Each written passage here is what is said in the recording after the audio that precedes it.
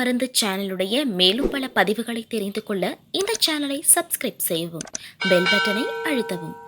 மேலும் மருத்துவரின் ஆலோசனை பெற இந்த வீடியோவில் உள்ள எண்ணிற்கு தொடர்பு கொள்ளவும்.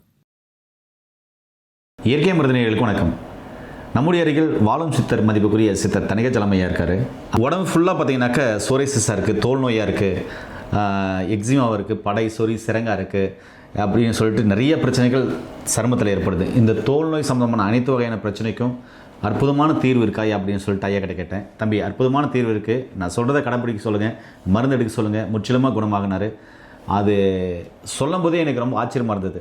அப்படிப்பட்ட மருந்துகள் இருக்கா சித்தம்பரத்தில்? கண்டிப்பாக இருக்குன்றாரு. ஸ்கிப் பண்ண பாருங்கள், நானும் உங்களுக்கு தெரிஞ்சுக்கிறேன். வாங்க வீடியோக்குள்ள போகலாம். ஐயா வணக்கம். ஐயா வணக்கம் ஐயா. இன்றைக்கி நிறைய பேருக்கு பார்த்தீங்கன்னா சின்ன குழந்தையிலேருந்து பெரியவங்க வரைக்கும் பார்த்தீங்கன்னா இந்த சோரேசிஸ் அப்படின்ற நோயால் ரொம்ப அவசரப்பட்டிருக்குங்க. ஸ்கின் டிசீஸ், ஸ்கின்ல படை சொறி சிரங்கு எக்ஸிமா அப்படின்னு சொல்லிட்டு நிறைய பிரச்சனைகளாக அவசரப்படுறாங்க ஐயா. இவங்களுக்கு சித்த மருத்துவத்தில் ஏதாவது தீர்வு இருக்கா ஐயா? சித்த மருத்துவத்தில் நிறைய மருந்துகள் இருக்குது. சோரியாசிஸ் பொறுத்த வரைக்கும் இது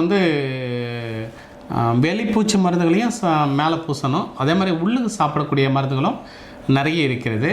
இப்போ அந்த வெளிப்பூச்சி மருந்து அப்படின்னு பார்த்தீங்கன்னா நிறைய மருந்துகள் இருந்தால் கூட முக்கியமாக அந்த சோரியாசிஸில் பயன்படக்கூடியதாக இருப்பது வெப்பாலை தைலம். எல்லாருக்கும் தெரிஞ்சது தான். அந்த வெப்பாலை தைலத்தை பயன்படுத்துவாங்க. நாங்கள் எம்முடைய மருத்துவமனையில் பார்த்தீங்கன்னா நாங்கள் வெப்பாலை தைலத்தை வேறு விதமாக பண்ணியிருக்கோம். இப்போ இந்த தைலத்தை பொறுத்த வரைக்கும் வெப்பாலை மட்டும் இல்லாமல் இதில் ஆடுதண்டாப்பாளையினுடைய இலைச்சாறு, அதோடு சேர்த்துனா கார்போகி அரிசி. இந்த கார்போகி அரிசி, ஆடுதண்டாப்பாளை இலைச்சாறு, வெப்பாலை இலை, வெப்பாலையினுடைய பால், இந்த மூன்றையும் பயன்படுத்தி இந்த வெப்பாலை தைலத்தை நாங்கள் ஆடுதண்டாப்பாலை தைலத்தை நாங்கள் தயாரிச்சிருக்கிறோம். இந்த ஆடுதண்டாப்பாலை தைலத்தை பொறுத்த வரைக்கும் இது காலையில் எங்கெல்லாம் பாதிக்கப்பட்டிருக்கோ அந்த இடத்துல மேலே பூசணும். குளிக்கிறதுக்கு முன்பாக பூசிட்டு குளிச்சிடணும். அதே மாதிரி இரவு படுக்கிறதுக்கு முன்னாடியும் அந்த இடத்துல சிலருக்கு தலையில் இருக்கலாம், சிலருக்கு நகத்தில் இருக்கலாம், சிலருக்கு முட்டிகளில் இருக்கலாம், சிலருக்கு காலில் இருக்கலாம். அதே மாதிரி சோரியாசிஸில் நிறைய வகைகள் இருக்குது. கரும்பு படை சோரியாசிஸ் இருக்குது. அதே மாதிரி ஃபஸ்குலார் சோரியாசிஸ்ன்னு சொல்லுவாங்க, சோரியாட்டிக் ஆர்த்ரைட்டிஸ்ன்னு சொல்லுவாங்க. அப்புறம் கை பாதங்கள் கால் பாதத்தில் மட்டும் பாதிப்பை ஏற்படுத்தக்கூடிய பாத சோரியாசிஸ்ன்னு சொல்லுவோம். அந்த மாதிரியான சோரியாசிஸ் இருக்குது. அதே மாதிரி ஸ்கால்ப் சோரியாசிஸ்ன்னு சொல்லிட்டு முடி இருக்கிற இடத்துல மட்டும் வரக்கூடிய ஒரு வகையான சோரியாசிஸ். இப்படி பல்வேறு வகையான சோரியாசிஸ் இருக்குது. அப்போ எந்த வகை சோரியாசிஸாக இருந்தாலும் இந்த தைலத்தை பொறுத்த வரைக்கும் நம்ம பயன்படுத்துகின்ற போது ஒரு வாரத்திலே அவங்களுக்கு அந்த மேலே இருக்கிற தோலெல்லாம் உதிர்ந்து வரக்கூடியதை நம்ம பார்க்க முடியும். உதிர்ந்து புதிய தோல்கள் அங்கே உற்பத்தி ஆகிறதையும் நம்ம பார்க்க முடியும். அதே மாதிரி இதை மேல் பூச்சாகிறதுக்கு கூட நான் முன்னாடி சொல்லியிருக்கிறேன், நம்முடைய நிகழ்ச்சியில் நம்ம பேசியிருக்கோம். வெற்றி மாத்திரை, அந்த வெற்றி மாத்திரையை காலையில் 3, மதியம் 3, நைட்டுக்கு 3, இல்லைன்னா காலையில் 3, இரவு 3 அந்த மாத்திரையும் பயன்படுத்தி கொண்டு இந்த தைலத்தை மேல் பூச்சாக பயன்படுத்திகிட்டே வந்தாங்கன்னா சோரியாசிஸினுடைய பாதிப்பிலிருந்து மெல்ல மெல்ல மெல்ல மெல்ல அவங்க விலகி இருக்க முடியும். அதே மாதிரி தவிர்க்க வேண்டிய உணவுகள், சோரியாசிஸை பொறுத்த வரைக்கும் டயட் ரொம்ப ரொம்ப ரொம்ப முக்கியமானது. என்ன சாப்பிடக்கூடாது அப்படின்னு பார்த்தீங்கன்னா கோழி, முட்டை, கூல்ட்ரிங்க்ஸு, ஐஸ்கிரீம், சாக்லேட், டின்னில் அடைச்சது, பாக்கெட்டில் அடைச்சது, டப்பியில் அடைச்சது, கேசரி பவுடர், கலர் பவுடர் போட்டது, இதெல்லாம் சாப்பிடக்கூடாது. ஒரு 30 வருஷத்துக்கு முன்னாடி பார்த்தீங்கன்னா வைத்தியர்கள் சோரியாசிஸ் நோய்க்கு அவங்க சொல்கிறது டயட் பார்த்தீங்கன்னா மீன், கருவாடு, கத்திரிக்காய், நண்டு இதெல்லாம் சாப்பிடக்கூடாதுன்னு சொல்லுவாங்க.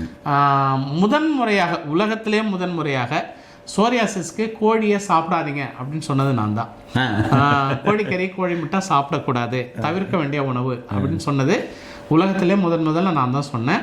ஆனால் இன்றைக்கி அலோபதி டாக்டர் முதற்கொண்டு எல்லாருமே அதை சொல்கிறாங்க. இப்போ சோரியாசிஸ்க்கு சிக்கன் சாப்பிடாதீங்க, அவாய்ட் பண்ணுங்கள். இது நான் புத்தகத்தில் படித்து குறிப்பெடுத்து சொன்ன விஷயம் கிடையாது. என்னுடைய நோயாளர்களை பார்க்குறோம், அவன் சொல்கிறான், சார் நான் நீங்கள் கொடுத்த மருந்தில் நல்லா இருந்தேன் சார், ஒரு நாள் கோழி சாப்பிட்டேன் சார், பிராய்லர் கோழி சாப்பிட்டேன், மறுநாளே எனக்கு அரிக்க ஆரம்பிச்சிச்சு, ஸ்கின் எல்லாம் ஒரு மாதிரி ஆயிடுச்சு சார் அப்படின்னா. அப்போ இதுதான் மேட்டர், இது போட்டுக்கோ. ரெண்டாவது மீன் எல்லா ஸ்கின் டிசீஸ்க்கும் மீனை அவாய்ட் பண்ண சொல்லுவாங்க. ஆனால் நான் சோரியாசிஸ்க்கு மீன்கிற வார்த்தையை பயன்படுத்துறது இல்லை. ஏன் சார்? ஏன்னா எனக்கு நிறைய நோயாளர்கள் இருக்கிறாங்க. பர்டிகுலராக இந்த சோரியாசிஸ் நோயை பொறுத்த வரைக்கும் ஃபிஷர்மேன் அதிகமாக என்கிட்ட வரதில்லை. ஃபிஷர்மேன் அதிகமாக வரதில்லை. ஓ. மீன் நிறைய சாப்பிட்றவங்களுக்கு இந்த சோரியாசிஸ் வருவதற்கான வாய்ப்புகள் குறைவாக இருக்கிறது அப்படிங்கிறது நான் பார்த்ததுனால நான் சொன்ன இந்த டயட் சொன்னேன் பார்த்தீங்களா, கோழி, முட்டை, கூல்ட்ரிங்க்ஸு, ஐஸ்கிரீம், சாக்லேட், டின்ல அடிச்சது, பாக்கெட்டில் அடிச்சது, டப்பில் அடிச்சது, கேசரி பவுடர் போட்டது, கலர் பவுடர் போட்டது, இந்த லிஸ்ட்டில் மீன் வந்திருக்காது. மீன் வரவே இல்லை. மீன் வராது, கத்திரிக்காய் வராது. கத்திரிக்காய் சாப்பிடலாமா? சோரியாசிஸ் பேஷண்ட் கத்திரிக்காய் சாப்பிடலாம். கண்டிப்பாக. மீன் சாப்பிடலாமா? மீன் நிறைய சாப்பிடலாம். என்ன மீன் சாப்பிட்றது அப்படின்னு பார்த்தீங்கன்னா கடல் மீன் சாப்பிடணும். குட்டையில் வளர்க்குற மீன் கண்டிப்பாக சாப்பிடக்கூடாது. குட்டையில் வளர்க்குற மீன் பிராய்லர் கோழி எப்படி வளர்க்குறாங்களோ அதே மாதிரி தான் குட்டையில் மீன் வளர்க்குறதும் வளர்க்குறாங்க. நாய் செத்து போன நாயெல்லாம் அடித்து போகிறதெல்லாம் நடக்குது. அதே மாதிரி கோழியினுடைய குடலை கொண்டு போய் குளத்தில் கொண்டு போய் போட்டு அதை மீன் வளர்க்குறாங்க. அதனால் வளர்ப்பு மீனை தயவுசெய்து சாப்பிடாதீங்க. வளர்ப்பு மீனில் அவ்வளோ விஷயங்கள் இருக்குது. அதனால் வந்து கடல் மீன், கடலில் இயற்கையாக விளைந்த மீனை வந்து சோரியாசிஸ் நோயாளர்கள் நிறைய சாப்பிட்லாம், நிரம்ப சாப்பிட்லாம். சாப்பிட்டுட்டு நான் சொன்ன மாதிரி இந்த வெற்றி மாத்திரையை காலை 2 நைட்டுக்கு 2 சாப்பிட்டுட்டு இந்த ஆடுதண்ட அப்பாலை தைலத்தையும் மேலே பூசிக்கிட்டே வந்தங்கனாலே சோரியாசிஸ் நோயிலேருந்து நம்ம முழுமையாக விடுபட முடியும். சோரியாசிஸில் நிறைய வகைகள் இருக்குது. நான் சொன்ன மாதிரி வகைகள் இருக்குது. எந்த வகை சோரியாசிஸ் ஆனாலும் இந்த தைலமும் அந்த மாத்திரையும் கேட்கும். நேயர்களே, பல வருஷமாக சோரியாசிஸால் அவசரப்பட்டிருக்கீங்களா? பல மருத்துவர்களை பார்த்து அவங்களாம் கைவிட்டாங்க, இனி என்ன தான் பண்ணுறது, சரி விட்டதே கெதி அப்படின்னு சொல்லிட்டு அப்படி கான்செப்ட் வந்துட்டிங்களா? இனி வரவே வேண்டாங்க.